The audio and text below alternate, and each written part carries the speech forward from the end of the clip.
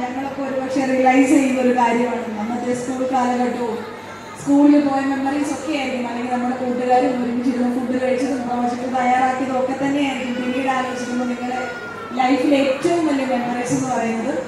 അപ്പോൾ ഏറ്റവും നന്നായിട്ട് തന്നെ അത് എൻജോയ് ചെയ്യുക. അതുപോലെ തന്നെ എനിക്ക് തോന്നുന്നു ഞങ്ങളൊക്കെ പഠിച്ച സമയത്തിനേക്കാട്ടിലും ഒരുപാട് ആർട്സിനും അല്ലെങ്കിൽ എക്സ്ട്രാ കരിക്കുലർ ആക്ടിവിറ്റീസിനും ഒക്കെ ചാൻസസ് ഉള്ള അല്ലെങ്കിൽ സ്കോപ്പ് ഉള്ള, അതിൽ ഒരുപാട് സപ്പോർട്ട് ചെയ്യുന്ന പേരൻസും ടീച്ചേഴ്സും സ്കൂളിൽ അതിനുള്ള ഈ പറയുന്ന പോലെ അതിനെ സപ്പോർട്ട് ചെയ്യുന്ന ഒരുപാട് സ്കോപ്പാണ് ഇപ്പോഴത്തെ കുട്ടികൾക്കാണെങ്കിലും നിങ്ങൾക്കാണെങ്കിലും ഒക്കെ ലഭിച്ചുകൊണ്ടിരിക്കുന്നത്. അപ്പോൾ അതിനെയൊക്കെ യൂട്ടിലൈസ് ചെയ്യുക, പഠിക്കണം. പക്ഷെ ഞാൻ എന്നാലും സ്കൂളിൽ പോകുമ്പോൾ എപ്പോഴും പറയുന്ന കാര്യമാണ്, പഠിക്കുക മാത്രമല്ല ബാക്കി സൈഡിലുള്ള കാര്യങ്ങൾ നിങ്ങൾക്ക് എന്താണോ, എല്ലാവർക്കും ചിലപ്പോൾ മേബി എല്ലാവരെയും പോലെ പഠിക്കാൻ കഴിയുന്നു വരില്ല.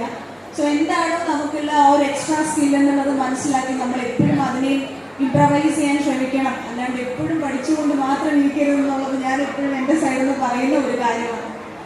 അപ്പോൾ ആ ഒരു സ്കില്ല് തിരിച്ചറിയാനായിട്ട് നമുക്കിപ്പോൾ ഒരുപാട് ഓപ്പർച്യൂണിറ്റീസ് ഉണ്ട്. സോ അതിനെ ഐഡൻറ്റിഫൈ ചെയ്യുക, അതിനെ കൂടി ഇംപ്രവൈസ് ചെയ്തുകൊണ്ടിരിക്കുക എന്നുള്ളതാണ് എനിക്ക് കുട്ടികളുടെ അടുത്ത് പറയാനുള്ള ഒരു മെയിൻ കാര്യം എന്ന് പറയുന്നത്. അല്ലെങ്കിൽ 96%, 98% ഒക്കെ കിട്ടിയ ആൾക്കാരുടെ പേരുകളൊക്കെ വായിക്കപ്പെടുന്നത് കേട്ടു. എല്ലാ കുട്ടികളും പഠിച്ച് മുന്നോട്ട് വരിക, ഹാപ്പി ആയിട്ടിരിക്കുക. ഈ ഒരു സമയമാണ് നിങ്ങൾക്ക് ഏറ്റവും എൻജോയ് ചെയ്യാൻ പറ്റുന്ന ഒരു സമയം എന്ന് പറയുന്നത്. നിങ്ങളെ നല്ല വഴി കാണിച്ചു തരാൻ പേരൻസും അതുപോലെ തന്നെ സെക്കൻഡ് പേരൻസ് ആയിട്ട് ടീച്ചേഴ്സും ഒക്കെ ഉള്ള ഒരു നല്ല കാലം. സോ ഓരോ മൊമെൻറ്റ്സും നിങ്ങൾ എൻജോയ് ചെയ്ത് ജീവിക്കുക. ഈശ്വരൻ എല്ലാവിധ അനുഗ്രഹങ്ങളും എല്ലാവർക്കും തരട്ടെ. ഒരുപാട് സന്തോഷം ഈ ഒരു ബ്ലൂ മൗണ്ട് പബ്ലിക് സ്കൂളിൻ്റെ ഈ ഒരു സെലിബ്രേഷന് ഇന്നത്തേക്ക് എന്നെ ക്ഷണിച്ചതിൽ ഒരുപാട് സന്തോഷം. എല്ലാ ടീച്ചേഴ്സിനോടും അല്ലെങ്കിൽ ഈ ഒരു പ്രോഗ്രാമിൻ്റെ എല്ലാ ഭാരവാഹികളോടും അതുപോലെ തന്നെ എന്നെ ഇതിലേക്ക് ഇൻവൈറ്റ് ചെയ്ത മനുഷ്യനോടൊക്കെയുള്ള നന്ദി രേഖപ്പെടുത്തുന്നു. ഇനിയും കാണട്ടെ.